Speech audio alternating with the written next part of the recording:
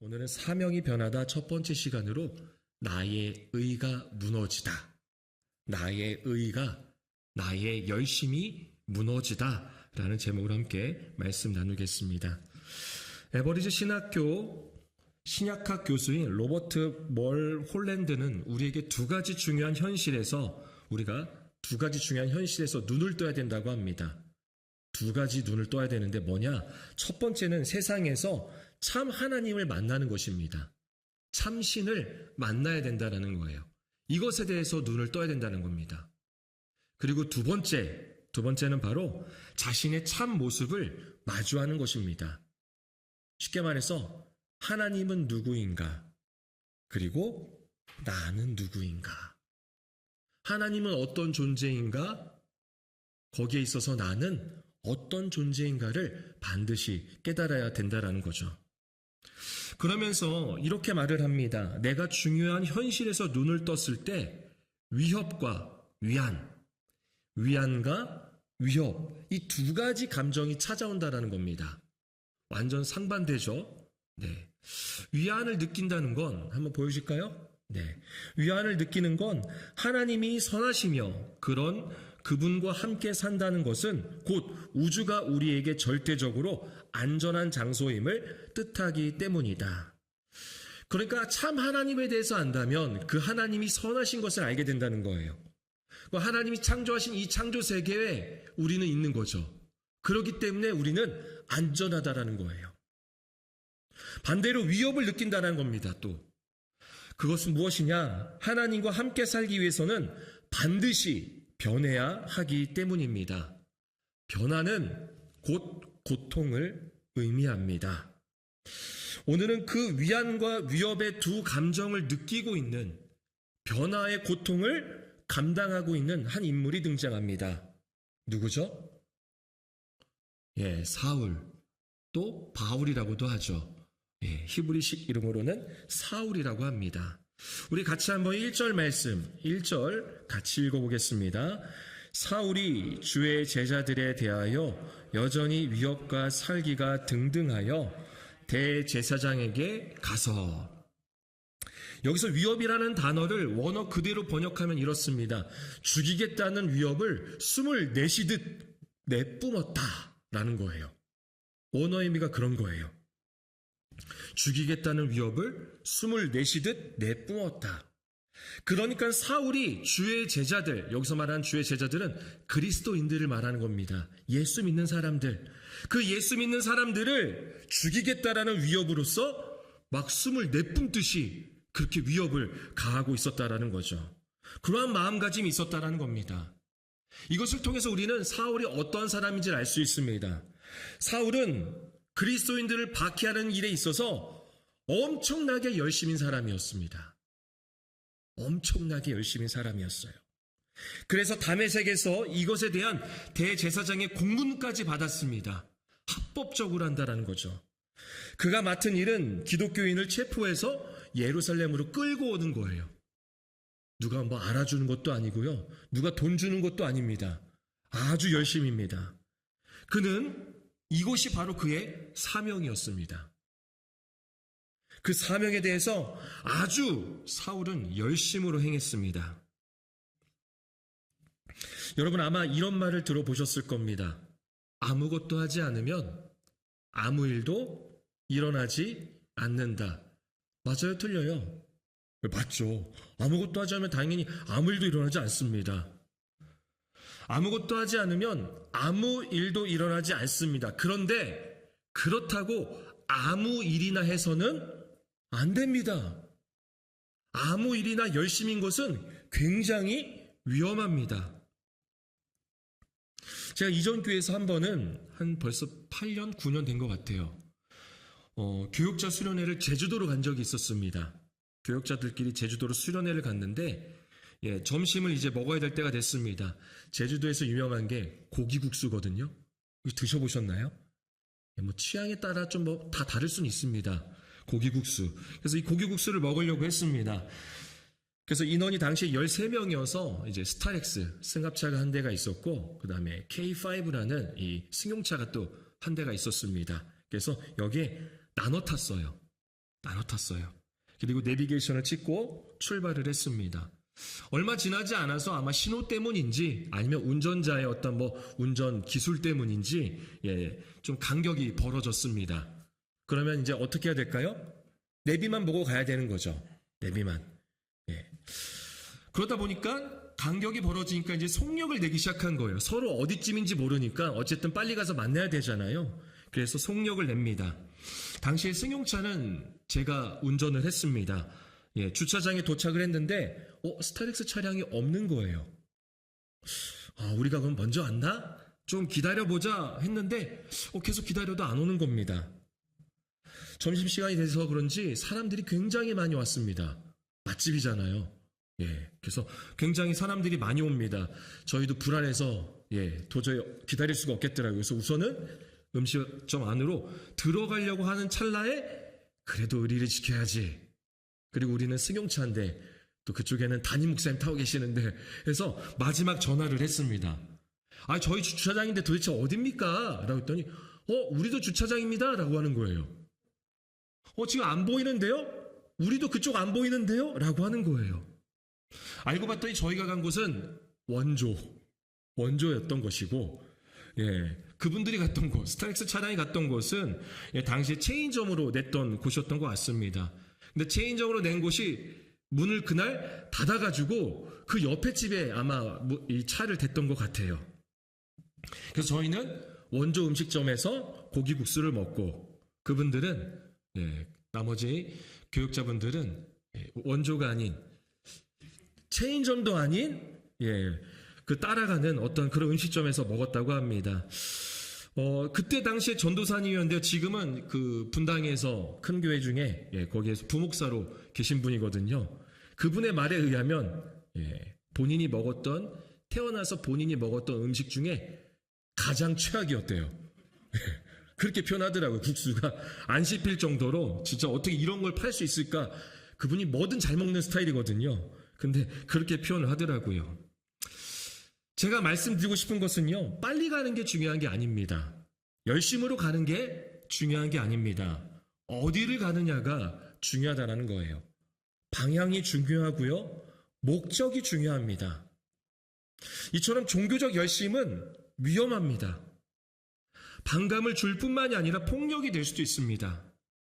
예전에는 이게 통했을 수도 있어요. 예수 천당, 불신 지옥이라고 외치는 것이 예전엔 통할 수 있지만 지금은 불화감과 불쾌감을 줍니다.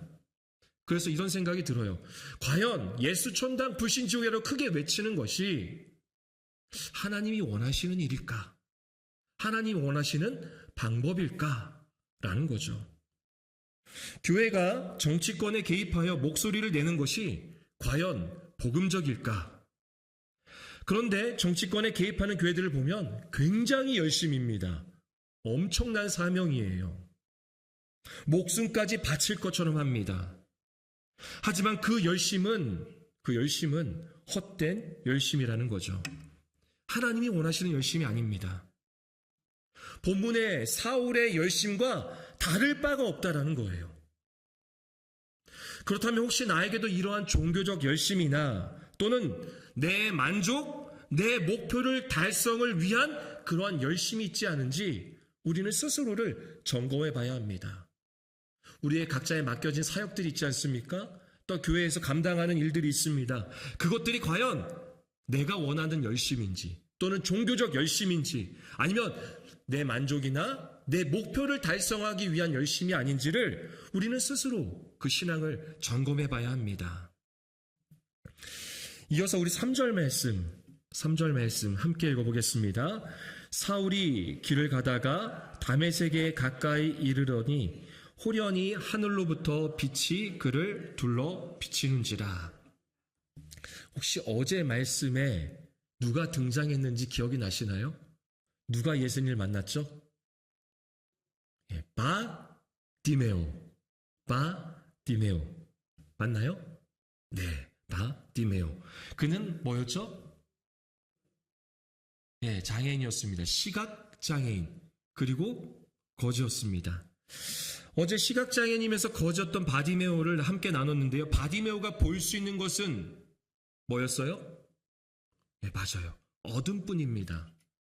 아무것도 못 보는 것을 우리는 또 다른 표현을 하자면 어둠만 볼 수 있다는 거죠. 그런데 예수라는 빛이 오셨습니다.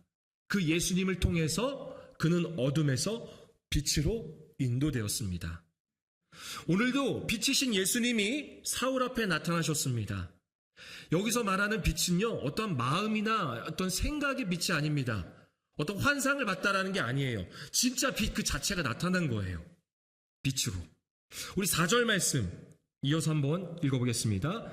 땅에 엎드려져 들음에 소리가 있어 이르시되 사울아 사울아 내가 어찌하여 나를 박해하느냐 하시거늘. 네, 그림 하나가 있는데요. 카라바조라는 화가의 다메섹 도상에서의 회심이라는 작품입니다. 다메섹 도상에서의 회심. 저 엎드려진 사람이 누굴까요? 사울이죠, 사울. 네. 사울을 보면요, 등에 바닥을 대고 있습니다. 등에 바닥을 대고 있다는 것은 그가 일어나지 못하는 상태라는 거예요. 말 앞에 있는 사람은 사람 한 명 보이시나요? 어두운 가운데? 저쪽 끝에 사람의 눈빛이 보이죠? 머리 위에 보면은 얼굴이 하나 있잖아요. 그가 쳐다보고 있습니다. 그러니까 이해가 되지 않는다는 거예요. 이 사람 뭐 하는 거야, 사울? 빨리 일어나야지. 뭐 하는 거야? 라고 쳐다만 보고 있습니다. 사울에게 어떠한 일이 일어난 것일까요? 다른 이들에게는 보이지 않는 빛, 다른 이들에게는 들리지 않는 음성이 들리는 겁니다. 이렇게 말하죠. 사울아, 사울아, 사울아, 사울아. 히브리식으로 2번을 이야기합니다. 그러면서 이렇게 말씀하십니다. 내가 어찌하여 나를 박해하느냐. 이해할 수 없는 말이었습니다. 분명 하늘에서 음성이 들리니 사울은 이 음성이 누구일 것을 예감하고 있죠? 직감하는 거예요. 누구일 것으로? 하나님일 것을 직감하고 있는 거예요. 그런데 사울은 하나님을 위해서 정말 열심으로 살았습니다. 자신의 삶을 희생하면서까지 하나님에 대한 신뢰를 보였습니다. 정말 열심히 율법을 배웠고 또 열심히 율법을 행했습니다. 또 하나님을 위해서 이단과도 같은 예수 믿는 자들을 처벌받게 했습니다. 누가 알아주는 것도 아니었어요. 누가 보상해 주는 것도 아니었습니다. 정말 열심히 했습니다. 그런데 박해라니. 도대체 누구를 박해했다는 건지 알 수도 없는, 이해가 되지 않는 말입니다. 이어서 5절 말씀 함께 읽어보겠습니다. 대답하되 주여 누구시니까 이르시되 나는 내가 박해하는 예수라. 음성의 주인공은 누구셨어요? 예수님이었습니다. 그가 부인했던 하나님의 아들, 메시아, 그리스도, 구원자이신 예수님이었습니다. 그 예수님 말씀하십니다. 나는 내가 박해하는 예수라. 사울은 예수님을 만난 적도 없습니다. 그런데 예수님은 너가 나를 박해했다라고 말씀하시는 거예요. 무슨 말일까요? 사울은 만난 적도 없어요. 근데 너가 나를 박해했다라고 하시는 거예요. 이것은 예수님은 예수님을 믿는 사람들을 당신과, 즉 예수님과 동일시 여긴다라는 거예요. 여기 다 예수님 믿고 계신 분들 아닙니까? 우리가 힘들면 예수님도 힘드신 거예요. 아프신 거예요. 다시 말해서 예수 믿는 사람들이 박해를 당한다는 것은 결국 예수를 박해하는 행위이고 예수님을 아프게 하는 것이라는 거죠. 그렇다면 우리에게 있어서도 또 나에게 있어서도 마찬가지 아닐까요? 예수님 믿는 사람을 박해한 적은 없으십니까? 모함하고 내 생각과 판단으로 그 사람을 비판하고 비난하고 재단하고 정죄했던 적은 있지 않으십니까? 나와 생각이 다르고 나한테 피해를 줘서 나와 정치색이 달라서 그 사람이 먼저 시작했으니까 이라고 하면서 괜찮은 거야 라고 여기지는 않았습니까? 그렇다면 우리는 예수 믿는 누군가를 박해한 것이고, 그리고 우리는 그렇게 예수를 박해한 자가 되는 것입니다. 결국 나는 이런 고백밖에 할 수가 없는 거예요. 나는 예수 박해자입니다. 내가 예수님을 박해했습니다.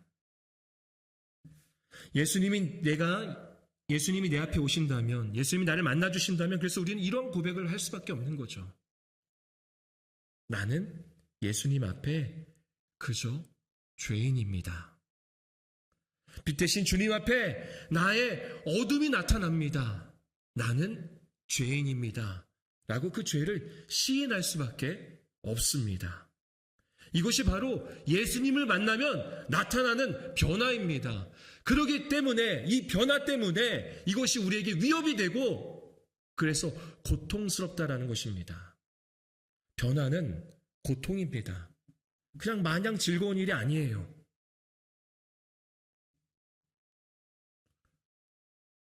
이어서 보면은 8절과 9절에 보니까 사울이 눈을 떴지만 아무것도 볼 수 없었다고 합니다.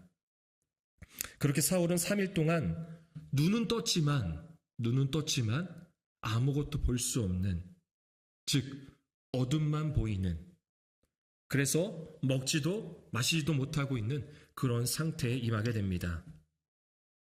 여러분, 바디메오는요 자신의 연약함을 알았습니다. 바디메오는 자신의 연약함, 자신의 어두움, 다시 말해 자신의 죄를 알았어요. 그래서 그가 예수님께 할 수 있었던 말은 오직 하나뿐이 없었던 거예요. 뭐죠? 나를 긍휼히 여기소서. 나를 불쌍히 여겨주세요. 나를 긍휼히 여겨주세요라고 밖에 할 수가 없었던 것입니다. 스스로는 어둠밖에 볼 수 없는 존재는요, 그렇게밖에 고백을 할 수가 없는 거예요. 뭔가 나의 의를 자랑할 수 없습니다. 나 이러한 열심이 있습니다라고 드러낼 수 없습니다. 왜냐? 예수님 앞에 어둠뿐이거든요. 나는 어둠뿐인 거예요. 그렇게 나는 연약합니다. 나는 죄인입니다. 나는 당신이 필요합니다. 라는 고백이 나오게 되는 겁니다. 자기 의로 가득했던, 자기의 종교적 열심으로 가득했던 사울은 예수님에 의해 연약해졌습니다. 나 스스로는 눈을 뜨고 있지만 어둠밖에 볼 수 없는 상황이고 먹지도 마시지도 못하는 상태에 이르렀습니다. 그가 할 수 있는 것은 아무것도 없습니다. 어둠만 보며 먹지도 마시지도 못하는 그렇게 죽은 존재가 된 거죠. 예수님은 그의 무능함과 연약함을 스스로 깨닫게 하기 위해 죽음과도 같은 어둠의 시간을 주십니다. 오직 구원자 대신 예수 그리스도가 아니고서는 어둠 속에서 죽을 수밖에 없는 존재라는 것을 깨닫게 하시기 위함이라는 거죠. 우리도 마찬가지 아닙니까? 우리가 예수님을 만나면 마냥 즐거운 게 아니라 우리의 어두움이 나타나요. 그리고 우리는 고백할 수밖에 없습니다. 나를 불쌍히 여기소서. 나는 죄인입니다. 나는 주님 앞에 어두움밖에 없습니다. 그렇게 그 어둠 속에서 죽을 수밖에 없는 존재입니다. 나를 불쌍히 여기소서. 이것이 바로 변화의 시작인 것입니다. 변화는 그래서 고통이 수반됩니다. 한번 이런 생각을 해봤습니다.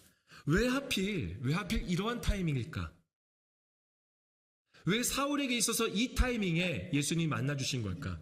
좀 더 일찍 만났으면 스데반 지사님도 살릴 수 있고 좀 더 빨리 그가 예수님을 전하는 자가 되지 않을까라는 생각도 해봤습니다. 그런데요, 그가 가장 의의가 높고 가장 열심으로 살아가고 있을 때 주님이 오심을 통하여서 이 열심과 의가 완전히 무너진 거예요. 나는 이것이 높다고 생각했는데 이것이 얼마나 철저히 낮은 곳에 있었는지를 깨닫게 하시는 겁니다. 그래서 나의 죄가 얼마나 큰지를 알기 위해서는 나의 열심이 십자가 앞에 얼마나 저 밑에 있었구나. 저 낮은 곳에 있었구나 라는 것을 깨달아야지 그 하늘로부터 오는 이 갭만큼, 이 간격만큼 은혜가 있는 것입니다. 아니요, 나는 아직도 이 정도에 있는데요 라고 한다면 나에게 주어지는 은혜가 적게 느껴지는 거예요. 그런데 나는 죄인입니다. 나의 의는 죄였습니다. 나의 열심은 어둠이었습니다. 그렇게 철저히 내려갈 때 그 하늘과 이 철저히 아주 밑에 있던 밑바닥의 그 간격만큼 우리에게 은혜로 다가오는 것입니다. 사울과 같이 우리 또한 우리의 열심, 종교적 열심, 그리고 나의 의로 행했던 것들은 무너져야 합니다. 예수님 찾아와 주셔서 그렇게 무너뜨려 주십니다. 내가 얼마나 연약한 존재인지, 내가 얼마나 죄악된 존재인지를 깨닫게 해주십니다. 그 변화가 고통스럽지만 주님은 사명을 변화시키기 위해 그 첫 번째 단계로 이러한 시간들을 허락하십니다. 여러분, 이러한 시간들이 있을 때 여러분들 그 변화 가운데 있음을 고백하시길 바랍니다. 여러분들의 신앙을 되돌아본다면 힘들고 어려울 때, 결국 내가 철저히 낮아질 때 우리는 예수님을 만나고 있다고 느끼지 않았습니까? 그렇게 고백하지 않았습니까? 정말 내가 잘 나가고 잘 되고 있을 때, 돈도 잘 벌고 인맥도 많을 때는요, 이상하게 하나님이 사용하지 않으시는 것 같아요. 근데 철저히 내가 낮아지고 정말 주변에 사람조차 없고 그저 어둠이랍게 표현을 할 수밖에 없는 그런 상태에 놓였을 때 주님은 우리를 변화시켜서 주님의 사람으로서 세워가십니다.